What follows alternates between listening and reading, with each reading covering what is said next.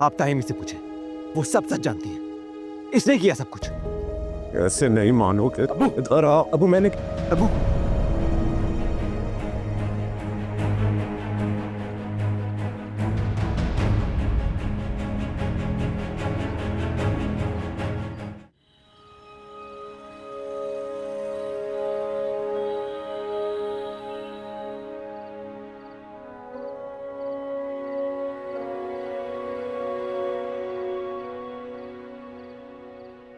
मकसूद साहब,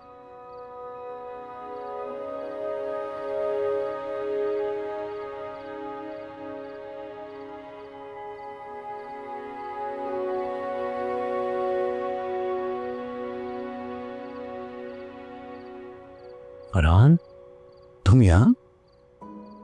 मुझे घर से निकाल दिया है। रहने की जगह नहीं है मेरे पास। आओ बेटा मेरे साथ।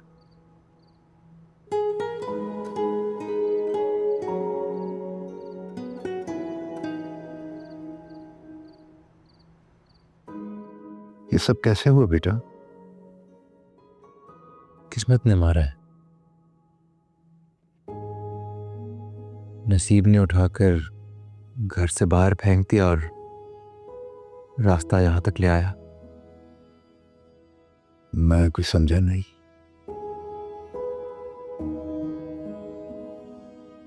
ताया अबू गुजर गए हैं और आपको पता है उनकी मौत के जिम्मेदार कौन है? मैं।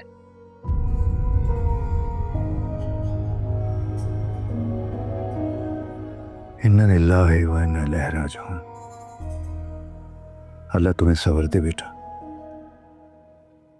थोड़ी मौत भी मांग ले मकसूद साहब, आ ही नहीं रही। हिम्मत रखो बेटा, इंशाल्लाह ये वक्त भी गुजर जाएगा।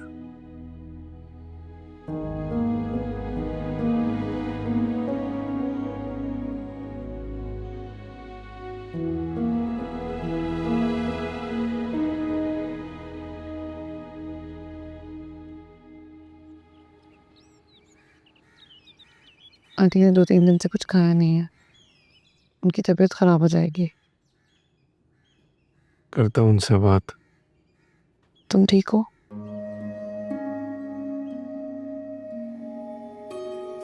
कमी महसूस होने लगी है अब्बू की बहुत ज्यादा। एकदम से ना अकेला सा फील कर रहा हूँ। कुछ बातें थी जो दिल में रह गई। कैसी बात है?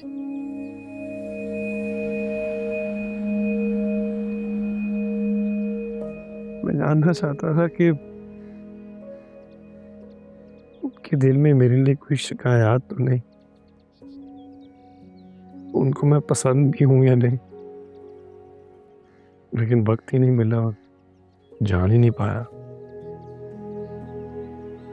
Tahir, I am sure uncle तुमसे बहुत खुश थे। तुम्हारे जैसी औलाद के बाप सिर्फ ख्वाब देखते हैं। अल्लाह ने उनको इतना लंबा अरसा बीमारी दी, लेकिन तुम्हारे जैसी औलाद की नेमत भी दी। तो प्लीज खुद को परेशान ना करो, प्लीज।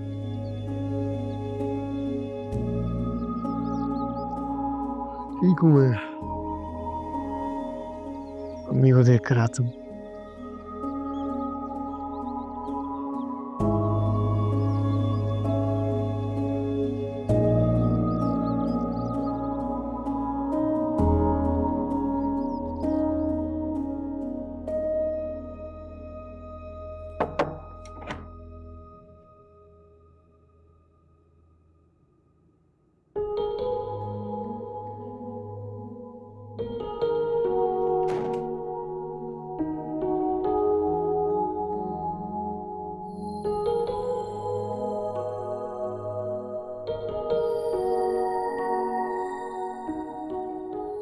हमशा कह रहे थे कि आप खाना नहीं खा रही।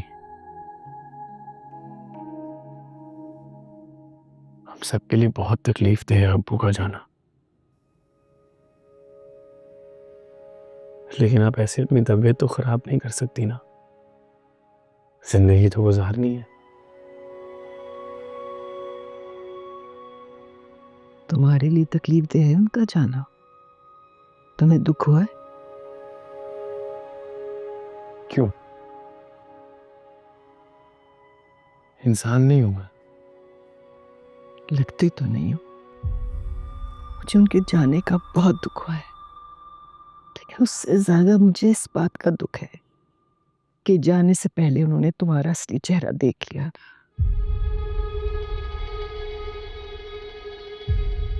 तुम्हें अंदाजा है कितनी तकलीफ हुई होगी उनको?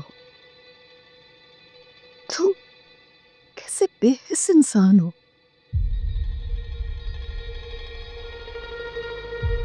जिस दिन से वो व्हील चेयर में बैठे हैं मैं खड़ा हूं। पूरा कारोबार का बोझ अपने कंधों पे उठाए खड़ा हूं। मेरी तकलीफ किसी को नजर नहीं आई। मेरे लिए तो आप सब लोग बेहिस थे। क्या तकलीफ थी तुम्हें? हाँ, क्या तकलीफ थी तुम्हें? अपना कारोबार संभालना तकलीफ दे था? तुमने कोई एहसान नहीं किया? क्या एहसान आप सब पर? पता है कितना मुश्किल होता है अपनी ख्वाहिशात का गला घोंटना, लेकिन मैंने किया इस खानदान के लिए। और अब जब मुझे एक खुशी मिली है, आप लोग वो भी मुझसे छीनना चाह रहे हैं। अब बहुत हो गया अम्मी। माजी जा चुका है और मुस्तकबिल सामने खड़ा है। मैं जानता हूं आपके लिए मुश्किल वक्त है, लेकिन टाइम के साथ आपको आदत हो जाएगी।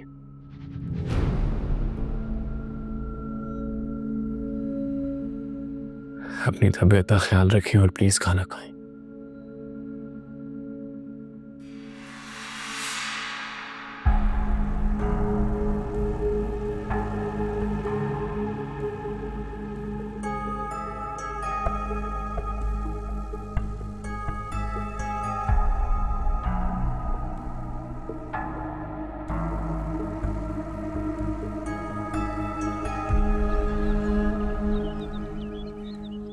मैं आज ही साइन कर लूंगा।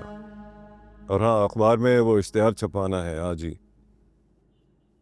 हाँ, मैंने साहिर से बात कर ली है, मैं उसको साथ लेकर आ रहा हूं। ओके, 10 बजे मिलेंगे ऑफिस में। खुदा हाफिज। समीम, एक बार फिर सोच लें। हमारा एक ही बेटा है। एक ही बेटा था, अब नहीं है। आज से कानूनी तौर पर वो मेरा बेटा नहीं रहेगा। मैं मानती हूँ उससे गलती हो गई है, लेकिन इज योर सन। औलाद समझ के ही माफ कर दें। सब कुछ ही तो माफ किया था मैंने। मेरे बड़े भाई की मौत का जिम्मेदार है वो। तो कभी नहीं माफ कर सकता उसे। और तुम इतनी खुदगर्ज कैसे हो सकती हो? मैं एक माँ हूँ समी। साहिर की भी तो कोई माँ ही होगी ना, उसकी भी तो किसी ने परवरिश की होगी। तुम्हारे बेटे से तो मैं बेऔलाद ही अच्छा हूं।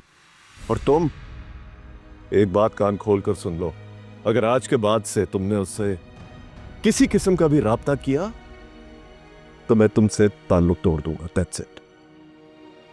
समी, मेरे कहने पर एक बार उसे बात करके देखें। Do it for me. No, नहीं, अब कोई बात नहीं होगी। ओके, ये मेरा आखिरी फैसला है। आज से मैं साहिर को अपना वारिस बना रहा हूं। बस, that's it. End of discussion.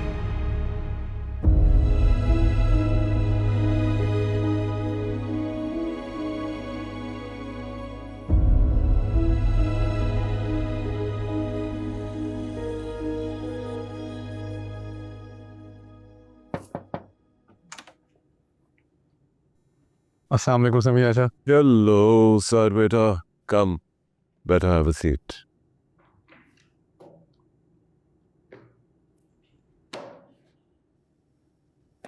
Papers ready हैं। एक बार सोच लें फिर से। I have made my decision. आज से तुम ही मेरे वारिस हो। सब कुछ साझा ही है। और बेटा, जिंदगी का क्या भरोसा। और वैसे भी मैं नहीं चाहता कि मेरे जाने के बाद मेरी औलाद तुम्हें तकलीफ पहुंचाए। बट एक गुजारिश है जी। तानिया का ख्याल रखना प्लीज। समी चाचा, अल्लाह ना करे आपको कुछ हो और अल्लाह आपको लंबी जिंदगी दे, आप ऐसी बातें ना किया करें।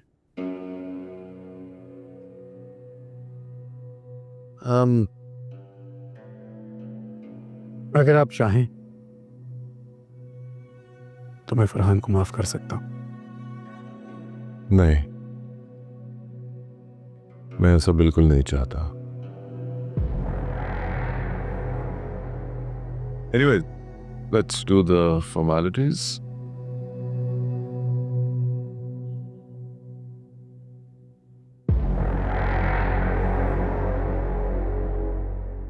साइन करो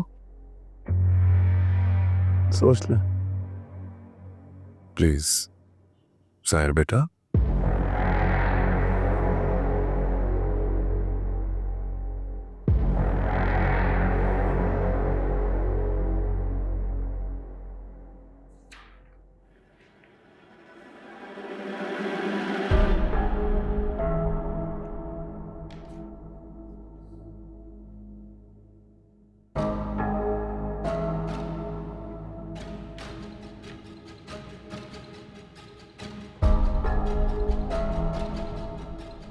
ग्रेट। इधर हो भाई, कॉन्ग्रेचुलेशंस, बहुत बहुत मुबारक हो, बहुत मुबारक हो साहिब बेटा।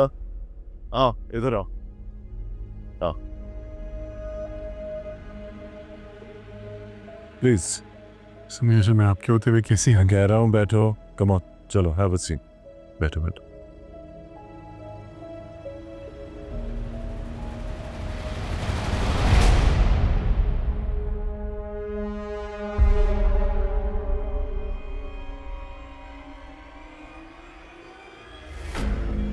So proud of you.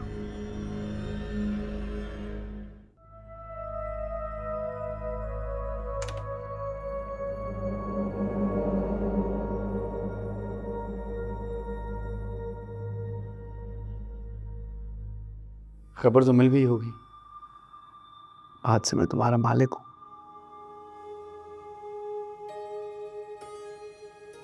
मालिक तो हम सबका अल्लाह है। मारल, मुबारक हो आपको। ये तुम्हारे अल्फाज तुम्हारे चेहरे का साथ नहीं दे रहे। बहरहाल बता देना अपने चहेते को, मैं जानता हूँ वो तुम्हारे साथ ही होगा। ये लो। ये क्या है? बेदखली का इश्तिहार। कल अखबार में लग ही जाएगा, लेकिन मैंने कहा आज देने का जो मजा है ना, वो कुछ और होगा।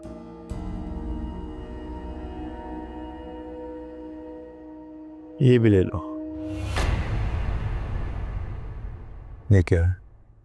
तुम्हारा टर्मिनेशन लेटर। अब तुम और तुम्हारा चहेता दोनों मिलके भीख मांगना।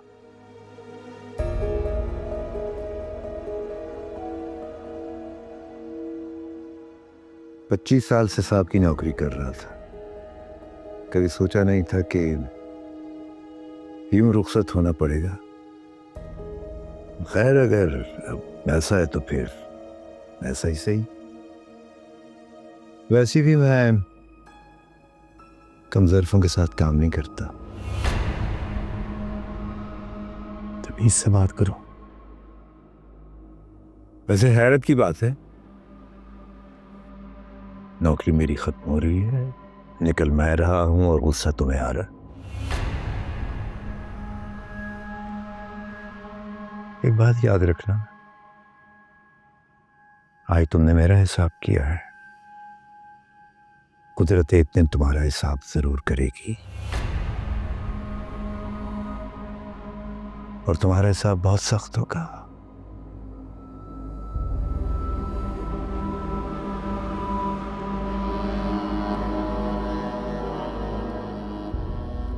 अब तुम्हें यहाँ 25 सेकंड और गुजारने की भी जरूरत नहीं है।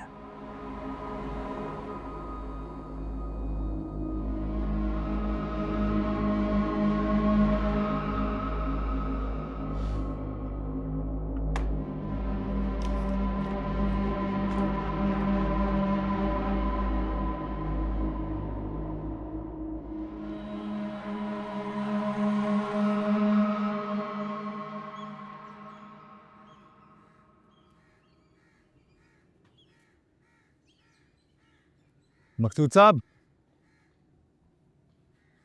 हाँ तैयार हो? चले?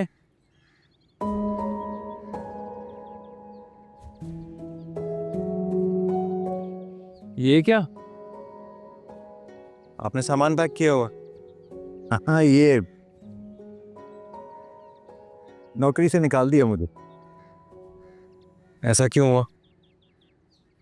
साहिर ने ऑफिस का चार्ज संभाल लिया, साहब ने उसको वारिस बना दिया। कल अखबार में तुम्हारी बेदखली का नोटिस भी आने वाला। बेदखली? चले ये भी देख लेंगे। वैसे तुम क्या करोगे? घबराए मत, मैं आपको तकलीफ नहीं दूंगा। अपना इंतज़ाम कर लिया मैंने, बस इस शहर से अब जी भर गया मेरा।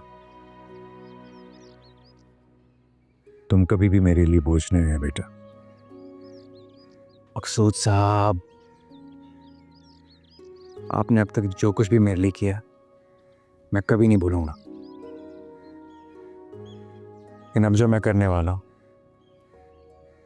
उसके लिए मैं आपको तकलीफ नहीं दूंगा। क्या करने वाले हो? छोड़े ना मकसूद साहब, चलें, देर हो रही है, रास्ते में बातें करते हैं।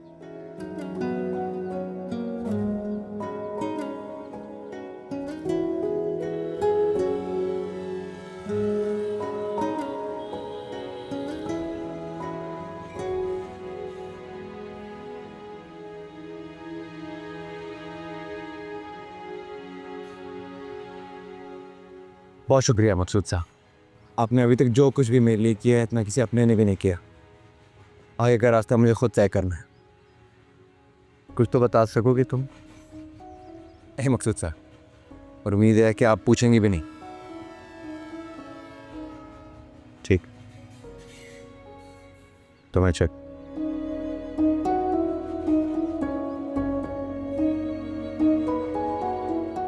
मैं बहुत ख्याल रखना कि मकसूद साहब आप भी।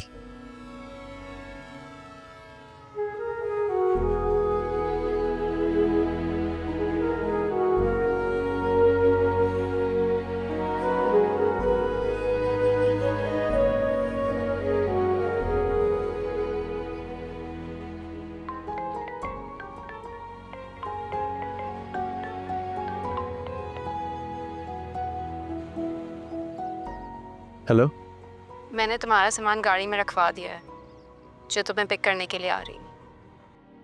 तो तुम करने क्या वाले हो? कुछ खास नहीं, एक नई जिंदगी की शुरुआत, और उस जिंदगी में तुम्हारा साथ यहीं तक था। उम्मीद है कि तुम किसी को कुछ बताओगे नहीं। मुझे पता है कि मैं इस बारे में कुछ नहीं कह सकती।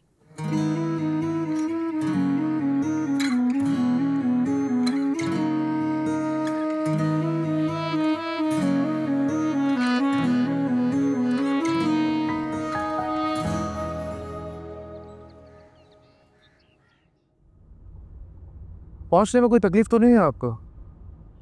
नहीं, आपने लोकेशन तो भेजी थी, मगर यहाँ पहुँचने से पहले इंटरनेट बंद हो गया।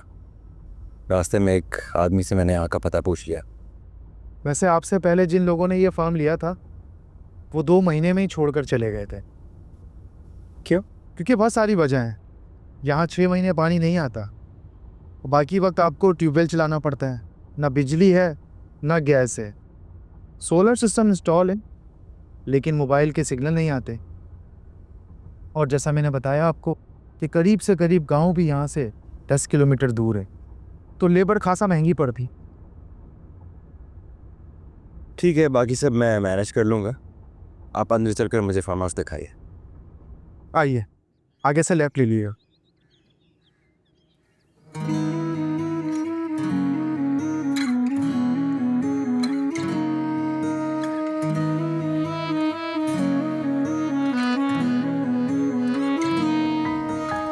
आतिश फिशा है कभी गुल सिता है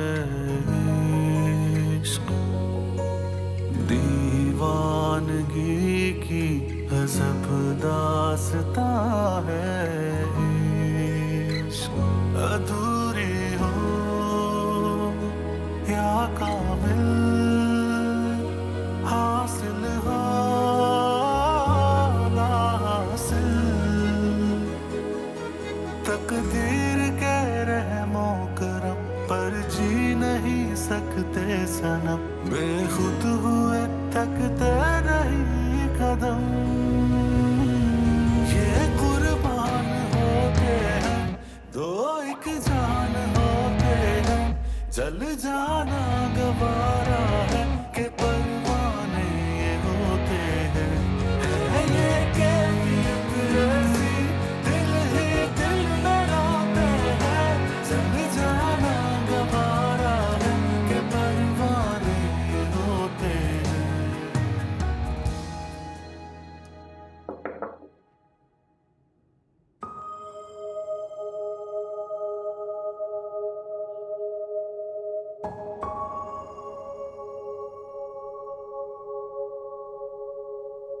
आंटी,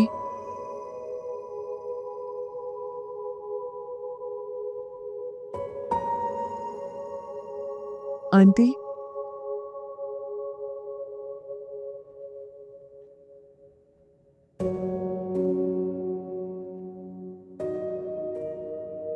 आंटी, आंटी, आंटी, क्या हुआ? फरहान आ गया? फरहान? फरहान, तुम्हें पता है क्या पता है?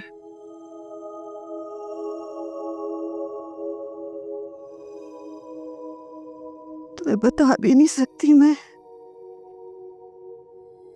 सब टूट गया, कोई किसी के साथ नहीं, सारा घर टूट गया। साहिर के अब्बा के बाद इस घर में नहीं रह सकती। आंटी आप संभाल, नहीं रह सकती मैं आपको आपकी दवाई देती नहीं नहीं नहीं नहीं नहीं नहीं, तुम समझती कि नहीं हो। मेरे दिल पे बोझ है, मेरे दिल पे बहुत बड़ा बोझ है। जब तक वो बोझ नहीं उतरेगा मुझे आराम नहीं आएगा, नहीं आएगा आराम, नहीं आएगा आराम। कैसा बोझ? नहीं बता सकती तुम्हें तो नहीं बता सकती मैं। रमेशा, मेरे दिल पे बहुत बड़ा बोझ है, बहुत बड़ा बोझ है। आंटी आप संभालिए खुद को। आपने ना कल से कुछ खाया नहीं है, इसलिए आपकी तबीयत ऐसे। आप प्लीज कुछ खा ले, मैं आपके लिए कुछ लिख। नहीं खाना मुझे कुछ भी, नहीं खाना मुझे। तुम बात क्यों नहीं समझ रही मेरी?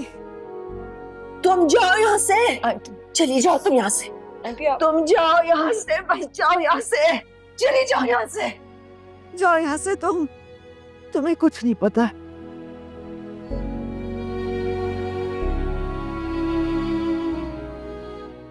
किताबों में रूखा सूखा पड़ा है इश्क भंवरे का, फूलों से बंधन है अज़लों से। जब तीर सीने आ लगा जीना हमें अच्छा लगा, के दर्द है अपने लिए मरहम। ये कुर्बान होते हैं दो एक जान होते हैं, जल जाना गवारा है के परवाने ये होते हैं।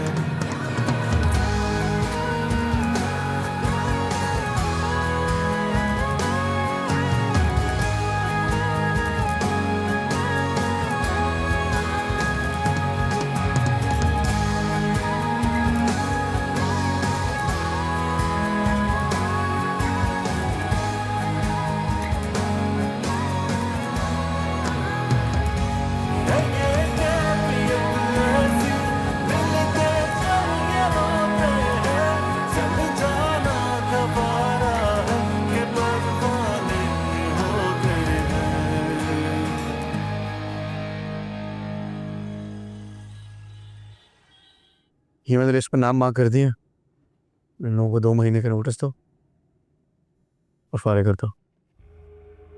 लेकिन सर ये लोग तो काफ़ी सालों से समी साहब के साथ काम कर रहे हैं। काफ़ी साल काम किए, काफ़ी साल सैलरी भी ली है, लेकिन अब मैं CEO हूँ, जो मैं कहूँगा वही होगा। समझ आई? जी सर।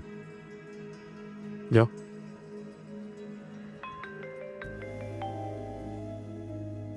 हेलो। हेलो साहिर, तुम आ सकते हो? आंटी की तबीयत ठीक नहीं है। क्या हुआ उन्हें? पता नहीं, तुम्हें तो पता है वो खाना नहीं खा रही हैं और आज दवाइयाँ खाने से भी मना कर दिया है। और जब मैं उनसे बात करी थी तो वो बार बार फरहान की बात कर रही थी। क्या कह रही थी फरहान के बारे में? मुझे कुछ समझ नहीं आई है। साहिर मेरी बात सुनो, मुझे लगता है कि हमें आंटी को किसी दूसरे साइकियाट्रिस्ट के पास लेके जाना चाहिए। हाँ, लेकिन फरहान के बारे में क्या कह रही थी वो? बस कुछ समझ नहीं आ रही थी। कह रही थी उनके दिल पे बहुत बोझ है, वो मुझे बता नहीं सकती हैं। I don't know, it wasn't making sense. Sahir, Sahir तुम मेरी बात सुन रहे हो? हाँ, मैं करता हूँ बात साइकियाट्रिस्ट से। शाम को उनको दिखाते हैं जाके, और तुम दूर रहना उनसे। मैं क्यों दूर रहूं? स्ट्रेस में है काफ़ी वो, कुछ पता ना करते। मैं शाम में आके देखता हूँ ना। साहिर मुझे उनसे कोई खतरा नहीं है, मुझे उनकी बहुत फिक्र हो रही है। तुम प्लीज जल्दी घर आओ। यार रमशा, जितना मैं कह रहा हूँ ना उतना ही करो प्लीज़।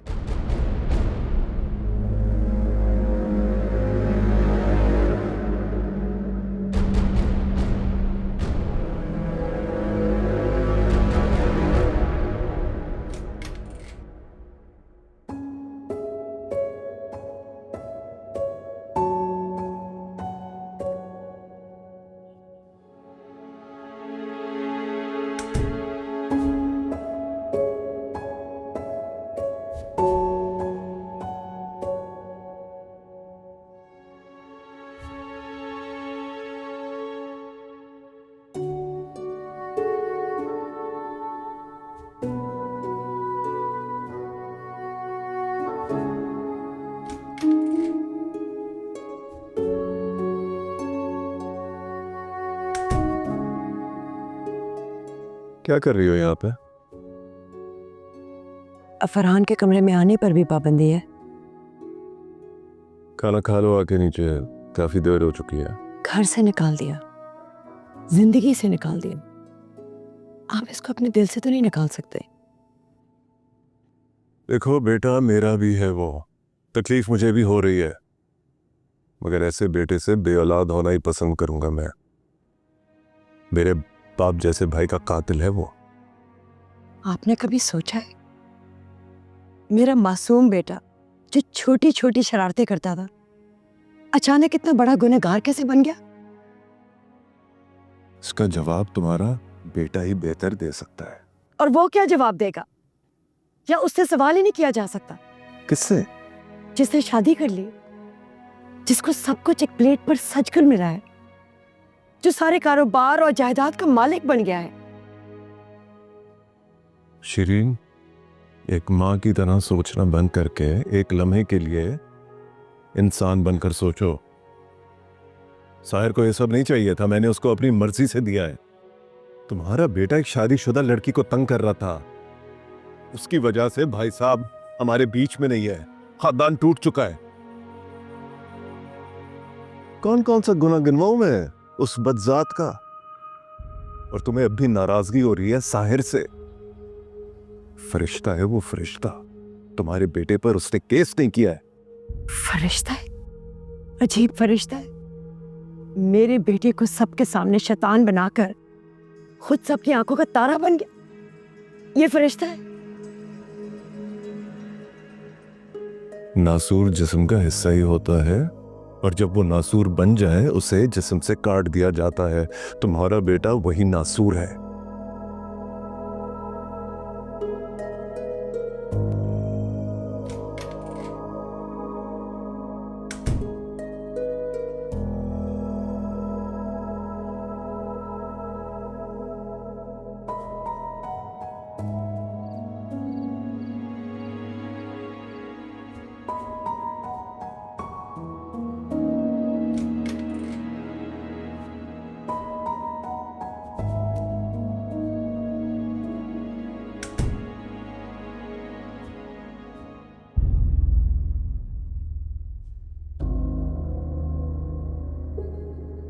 ये क्या कर रही हैं आप? खूनी हो तुम। तुमने अपने बाप को कत्ल किया है। शर, सारे के सारे शर हो तुम। जहां तुम होगे ना, वहां कोई खैर नहीं हो सकती। कभी आपको कितनी बार समझाया है, हार्ट अटैक से मरे हैं वो, मेरा कोई लेना देना नहीं है उससे। और जहां तक बात फरहान की है, अगर आपने किसी को भी कुछ बताया ना, मैं खुद को गोली मार लूंगा। मार दो खुद को। तुम नहीं मार सकते अपने आप को, क्योंकि खुद को मारना आसान नहीं है। उसके लिए निदामत का एहसास होना जरूरी है, जो तुम में नहीं है। तुम सिर्फ ये जानते हो कि लोगों को किस तरह अपने फायदे के लिए इस्तेमाल किया जाता है। आपको मेरे बारे में जो राय रखनी है रखिए आप, मुझे कोई फर्क नहीं पड़ता। नहीं फर्क पड़ता मुझे।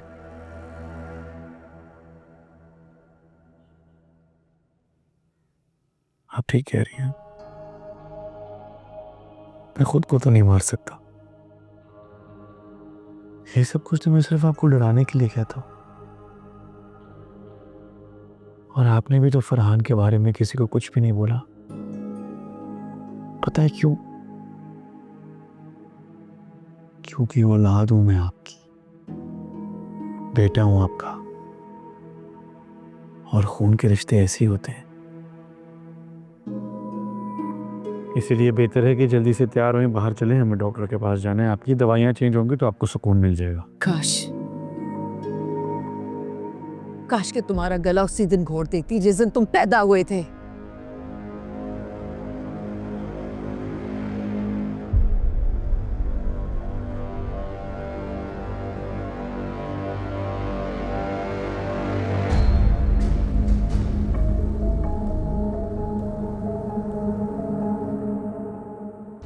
लेकिन नहीं मारा ना आपने, और अब मैं जिंदा हूं। क्या आपको लगता है कि मैं उस फरहान के पीछे हमशा को खो दूंगा?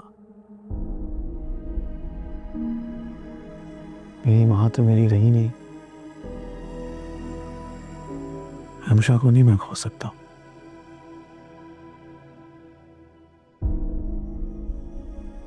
इस घर में वही सब कुछ होगा जो मैं चाहूंगा।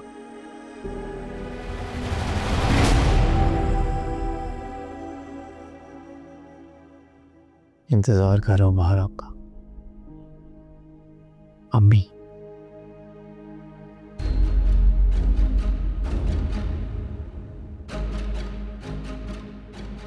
तानिया, क्या हुआ? यहाँ के बैठी हो? दिल घबरा रहा था मम्मी, बात करने वाला भी नहीं था, तो सोचा यहाँ जाती हूँ, लेकिन आप भी नहीं थी।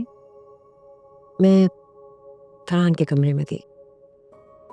तो बस कमरा ही रह गया उनका। तुम्हारी बात तो नहीं उससे? नंबर ही ऑफ जा रहा है अम्मी, किसी को कुछ भी नहीं पता फरहान भाई कहाँ। मेरा तो आप भी दिल नहीं मानता कि उसने कुछ किया है।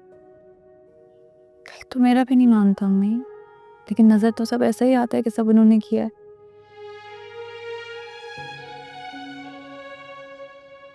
लेकिन मुझे तकलीफ इस बात की है कि आपने भी उनके लिए कुछ नहीं किया।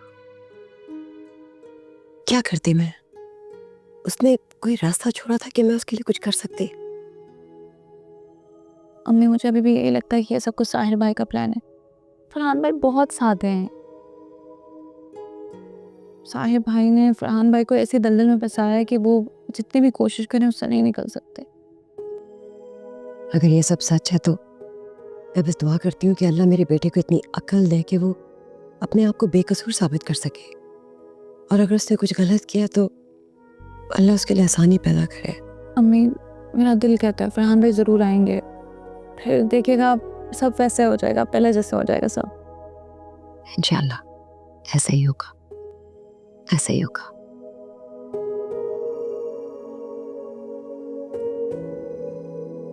सांस ले, सांस ले, दोबारा सांस ले।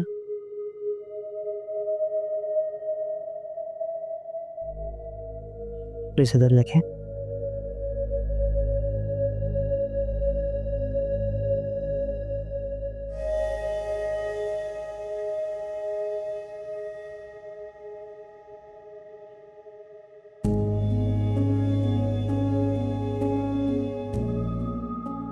डॉक्टर क्या हो गया आंटी को? कुछ खा पी नहीं रही है, हमसे बात नहीं कर रही है। इतने बड़े हादसे के बाद पेशेंट को सेटल होने में टाइम लगता है। लेकिन आज इनकी तबीयत बहुत नासाज थी, अजीब सी बातें कर रही थी। शायद एक स्वे पैनिक अटैक था। कह रही थी कि उनके दिल पर बोझ है, जो कहना चाहती हैं कह नहीं पा रही हैं। अम्मी को डिप्रेशन का मसला बहुत दिनों से है, पहले भी ऐसे बातें कर चुकी हैं। कब? शादी से पहले तुम घर में नहीं थी ना। वेल, अगर ऐसी बात है तो मैं आपको कुछ टेस्ट लिख देता हूँ, आप टेस्ट करवा लें, और कुछ आपको मेडिसिन भी चेंज कर देता हूँ, आप इन्हें टाइम पे देते रहिएगा।